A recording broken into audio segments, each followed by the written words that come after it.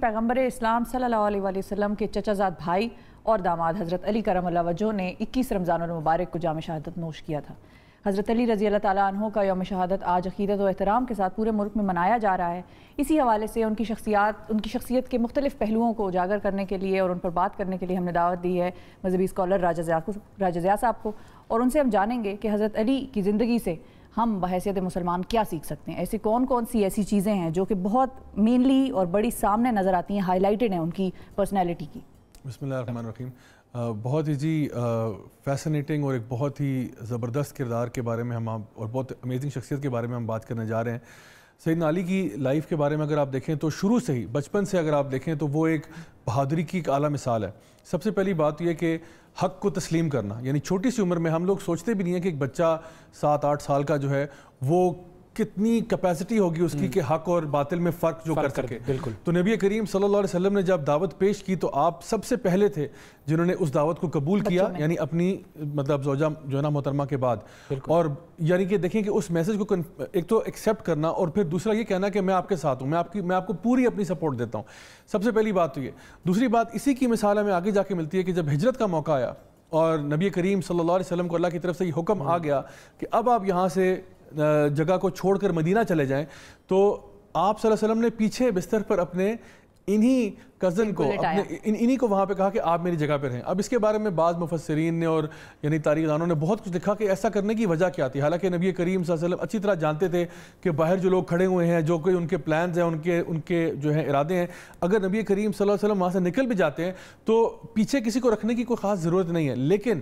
نبی کریم صلی اللہ علیہ وسلم ایک تو چاہتے تھے کہ جو انہوں نے کسی کی کوئی اگر امانتیں دینی والی ہیں تو وہ سیدنا علی اس کو اچھی طریقے سے ہینڈل کر سکیں۔ دوسری بات کہتے ہیں کہ وہ سیدنا علی رضی اللہ عنہ کے لیے بہت بڑا ٹیسٹ بھی تھا، اور امیزنگ بات یہ ہے کہ وہ وہاں پر سو رہے ہیں، وہاں پہ آرام فرما رہے ہیں، باہر لوگ حملے کے لیے تیار ہیں، اور سیدنا علی رضی اللہ عنہ خود کہتے ہیں اس کے بارے میں کہ وہ جو میری رات کی نیند تھی اس سے بہتر نیند مجھے نصیب ہی نہیں ہوئی کبھی۔ جس کے بستر پر وہ لیٹے ہوئے تھے، تو پھر وہ گارنٹی والی بات جو تھی کہ مجھے یقین تھا، کیونکہ مجھے کہا گیا تھا کہ صبح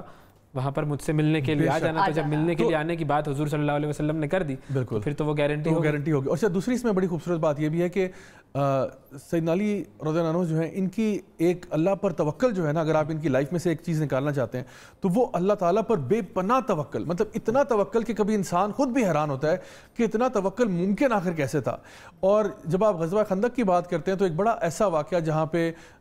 تمام لوگ چاہتے تھے کہ ہمیں ایک ٹائٹل مل جائے، کیونکہ نبی کریم صلی اللہ علیہ وسلم نے اپنی جنگی علم جو ہے وہ کسی نہ کسی صحابی کے ہاتھ میں ضرور دیا کرتے تھے کہ وہ اس کا جس کو فلیگ بیرر کہتے ہیں وہ ہوگا۔ لیکن اس دفعہ خاص بات یہ تھی کہ آپ نے کہا، آپ نے یہ بات ارشاد فرمائی کہ میں جس کو اب کل دوں گا علم وہ ایسا شخص ہوگا جو اللہ اور اس کے رسول سے بہت محبت کرتا ہے۔ اچھا یہ بات اتنی بڑی نہیں ہے کیونکہ سبھی محبت کرتے تھے، لیکن پھر آپ نے جو فرمایا انہوں نے کہا کہ وہ محبت کرتا ہوگا اور اللہ اور اس کے رسول بھی اسے بہت محبت کرتے ہیں۔ اس پہ تمام صحابہ سوچتے تھے کہ کاش ہمیں مل جائے، کیونکہ باقی صحابہ کے بھی اوپینین اس میں آئے، انہوں نے کہا کہ جی ہمیں کبھی نہ عمارت کا کبھی شوق تھا، نہ کبھی لیڈرشپ کا شوق تھا، نہ ہمارا دین کبھی اس مزاج کو پسند کرتا ہے کہ انسان خود سے اپنے آپ کو آگے بڑھائے، لیکن اس معاملے میں چونکہ اتنی بڑی بشارت مل چکی تھی، سب چاہتے تھے کہ یہ ٹائٹل ہمیں مل جائے کہ جس کو یہ گارنٹی مل چکی ہو کہ وہ اللہ اور اس کے رسول سے محبت کرتا ہے اور اللہ اس کے رسول اس سے محبت کرتے ہیں۔ تو پھر صبح کے ٹائم جب یہ موقع آیا تو نبی کریم صلی اللہ علیہ وسلم نے یہ علم جو ہے وہ سیدنا علی رضی اللہ عنہ کے ہاتھ میں تھما دیا۔ اور اسی واقعے کے اندر غزوہ خندق کے اندر ویسے تو سیدنا علی کے واقعات اگر آپ دیکھیں تو وہ بے پناہ ہیں، یعنی غزوہ بدر سے لے کے احد سے لے کے، لیکن خندق کا واقعہ بہت خاص میں سمجھتا ہوں اس لیے کیونکہ آئی تھنک ہماری جو آڈینس ہے ان کو اگر آپ نے سیدنا علی کا ایٹیٹیوڈ دیکھنا نا کہ ان کا مزاج کیا تھا، ان کی طبیعت کیا تھی، ان کا اللہ پہ توکل کیا تھا، تو وہ یہ غزوہ خندق میں آپ کو بڑے بھرپور طریقے سے سمجھ میں آئے گا۔ اور وہ واقعہ یہ کہ ایک بہت ہی بڑا بدماش اور ایک بہت بڑا آپ کہہ لیں کہ پھنے خواہ اس زمانے کا جس سے سارے ڈرا کرتے تھے، یعنی کہ اس کا نام تھا عمر ابن عبد ود، یہ وہ ایک ان کا طاقتور سمجھ لیں کہ ایک فوجی تھا جس سے آپ سمجھ لیں کہ مائیں جو ہے نا بچوں کو ڈرایا کرتی تھیں کہ بھئی اگر تم نے رات کو ایسے مستی وغیرہ کی تو میں عمر ابن عبد ود جو ہے نا وہ آ کے تمہیں ٹھیک کرے گا، اور لوگ اس کو یعنی لٹرلی اس کو ایک مانسٹر سمجھتے تھے، اور یہ وہ شخص تھا جس سے لڑنا کوئی نہیں چاہتا تھا، مطلب اس کو انڈیفیٹڈ کہتے ہیں نا، ہیوی ویٹ چیمپئن تھا یہ۔ تو یہ جو ہے اب یہ ایک بہت ہی بھاری قد کا اور بڑے جسم کا آدمی تھا، اور اوپر سے آرمر بھی اتنا پہنتا تھا کہ جو یعنی ہمارے جیسا بندہ تو عام اٹھانا بھی مشکل ہے، پہننا تو دور کی بات۔ تو وہ جو ہے وہ کیا کرتا ہے، اب خندق آپ کو پتہ ہی ہے خندق خود ہی تھی، سلمان الفارسی رضی اللہ عنہ نے ایڈوائس دیا تھا، اچھا یہ ایک بیچ میں خندق جہاں پہ تھی، ایک جگہ پہ خندق تھوڑی کم تھی، وہاں سے یہ گھوڑا ٹاپ کے آ گیا. مطلب اس کی بہادری، اس کی شجاعت کو بھی دیکھیں کہ یہ وہاں سے اس پتلے ایریا میں سے نا کہیں پہ ایسی جگہ پہ آ گیا جس کو کہہ سکتے ہیں نو مینز لینڈ ہے، جہاں پہ پوری فوج تو نہیں آ سکتی، بہرحال یہ کسی طرح وہاں پہنچ گیا. اور اس نے وہاں سے یہ گھوڑے سے اترا اور اس نے جا کے ایک للکارا مسلمانوں کو. اس نے کہا کہ جی کون ہے جو مجھ سے آ کے لڑنا چاہتا ہے؟ کوئی بھی نہیں آیا. سب ویٹ کر رہے کیونکہ سب کو پتا تھا یہ تو انڈیفیٹڈ چیمپئن ہے، یعنی ہیوی ویٹ چیمپئن سے کون لڑے گا جا کے. اچھا دوبارہ وہ لڑکا رہا ہے اور پھر اس نے نعرہ یہ بھی لگایا کہ بھئی تم لوگ کہتے ہو نا جنت تم لوگوں نے جانا ہے، تو آؤ میں تمہارا جنت کا راستہ آسان کر دیتا ہوں. یعنی جو مرنا چاہتا ہے آئے میرے سے آ کے لڑ لے. تو وہ اب ان کے وہاں پر کا سٹائل بھی یہ تھا، عربوں میں تھوڑا سا اس طرح سے مطلب لڑکارا کرتے تھے. سیدنا علی نے فوراً سے کہا جی میں نے لڑنا ہے. نبی کریم صلی اللہ علیہ وسلم نے منع کر دیا، علی رک جاؤ، کیونکہ وہ اس وقت بہت نوجوان تھے. تو انہوں نے کہا نہیں علی تم نہیں. اس کے بعد دوبارہ سیدنا علی کھڑے ہوئے، انہوں نے کہا کہ جی میں نے جانا ہے. آپ نے فرمایا نہیں علی، میں آپ کو کیا بتا رہا ہوں، میں سیدنا علی کے توکل کی بات کر رہا ہوں. ابھی بہادری اور شجاعت تو بھی آئے گی، میں تو صرف توکل کی بات کر رہا ہوں. آپ نے تیسری دفعہ کہا تو نبی کریم صلی اللہ علیہ وسلم نے فرمایا کہ علی یہ امر ہے. تو انہوں نے کہا تو کیا ہوا؟ سیدنا علی کہتے تو کیا ہوا؟ امر ہے تو کیا ہے، اس میں کیسی بڑی بات ہے؟ تو انہوں نے کہا، آپ نے فرمایا صلی اللہ علیہ وسلم نے کہ مجھے ڈر ہے کہ تمہیں قتل نہ کر دے. انہوں نے کہا نہیں، حالانکہ الٹا ہوگا اس کا، میں اس کو قتل کر دوں گا، تو اس کو ڈرنا چاہیے میرے سے. یعنی دیکھیں کہ توکل، بھروسہ، اور یعنی اس کو ہم یہ نہیں کہتے کہ انسان کے اندر اوور کانفیڈنس ہے، یہ ہے کہ اللہ پر اتنا بھروسہ ہونا کہ میں مسلمان ہوں، یہ میرے سامنے کر کیا سکتا ہے. اور اس توکل کے ساتھ آپ میدان جنگ میں کود گئے. اب وہاں پہ جاتے ہیں تو اب وہ جو شخص ہے آگے امر، وہ ان کو آگے سے کہتا ہے کہ بھئی میرے بھائی کے بیٹے، مطلب وہ مذاق میں وہ چیز آتا ہے نا کہ ایک بچے تم کیا لڑنے کے لیے آئے ہو، میرے بھائی کے بیٹے تم کیوں مرنے کے لیے آگے ہو، مطلب کوئی تم سے بہتر بندہ نہیں ہے، مطلب تم جاؤ یا کوئی اپنا کام کرو، کسی پراپر بندے کو بھیجو جو کہ آ کے مجھ سے مقابلہ کرے. تو سیدنا علی نے ان کو یہ کہا کہ میں تمہیں، کیونکہ اس کا ایک مزاج تھا کہ وہ کہتا کہ جی میں اپنے بندوں کو مارنے سے پہلے اگر تم نے لڑنا ہی ہے تو میں تمہیں ایک خواہش دیتا ہوں. کیا خواہش چاہتے ہو میرے سے؟ انہوں نے کہا خواہش یہ ہے کہ تم اسلام قبول کر لو.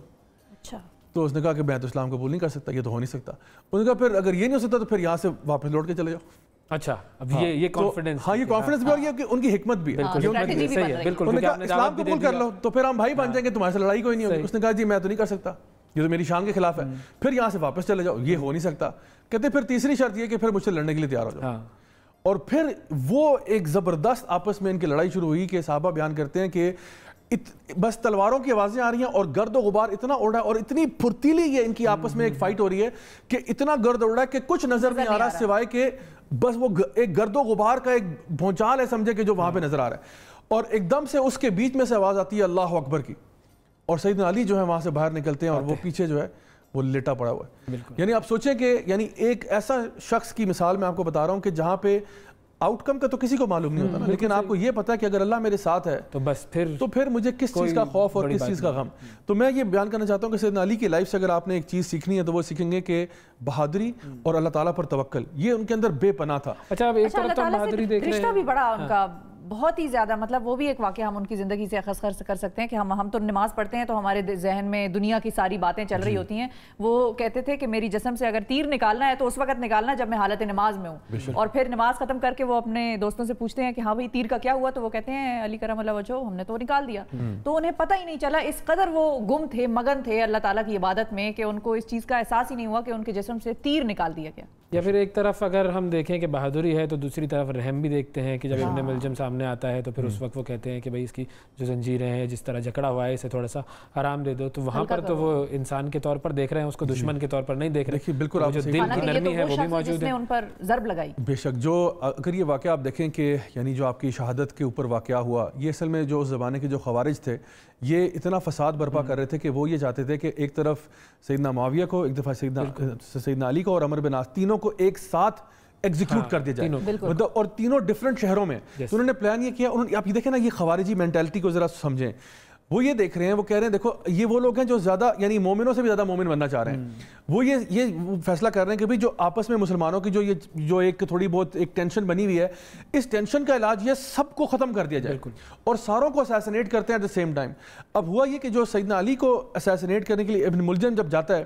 وہ جا کے کہتا ہے کہ یعنی نعوذ باللہ ایسی بات کہنا ان کے بارے میں کہ جی تم اللہ اور اس کے رسول کی باتوں کے خلاف کوئی فیصلے کر رہے ہو. اور وہ تلوار بھی وہ لے کے آتا ہے جس کے اوپر زہر لگا ہوا ہے اور ان کے سر کے اوپر سٹرائک کرتا ہے. اچھا اس کے بعد یعنی سیدنا علی نے جو انسٹرکشن دی ہے آفٹر بینگ ہٹ، آپ حکم یہ دیتے ہیں کہ یعنی ایک جان کے بدلے ایک جان، یعنی میری وجہ سے اس کے خلاف خون ریزی کی کیمپین نہ چلا دینا. یعنی اگر اس کی وجہ سے میں مر جاؤں، کیونکہ ابھی تو زخم لگا ہے نا، اگر اس کی وجہ سے میں دنیا سے رخصت ہو جاتا ہوں تو ایسا نہ کرنا کہ اس کے ساتھ 50 بندے کو اور بیچ میں لے آؤ، بلکہ ایک جان کے بدلے ایک جان. اور پھر جس طرح آپ نے بتایا کہ وہی اس کے ساتھ بالکل کوئی زیادتی نہ ہو، کوئی کسی قسم کا وہ نہ ہو، اس سے پتہ چلتا ہے کہ سیدنا علی جو ہے وہ رحم دل کتنے زیادہ تھے. بالکل صحیح بات ہے. اور فائنلی اگر صرف اس میں ایک حدیث حضور اکرم صلی اللہ علیہ وآلہ وسلم کی آپ کی خدمت میں پیش کر دوں کہ انہوں نے کہا تھا کہ علی کے معاملے میں 2 گروہ ایسے ہیں جو ہلاک ہوں گے، اور ان میں سے ایک گروہ تو وہ ہے کہ جو ان کی محبت میں افراط سے کام لے، اور دوسرا وہ جو دشمنی کی انتہا پر چلے جائے. تو یہ حدیث ہے جس سے بہت کچھ سیکھنے کی ضرورت ہے. بہت شکریہ ادا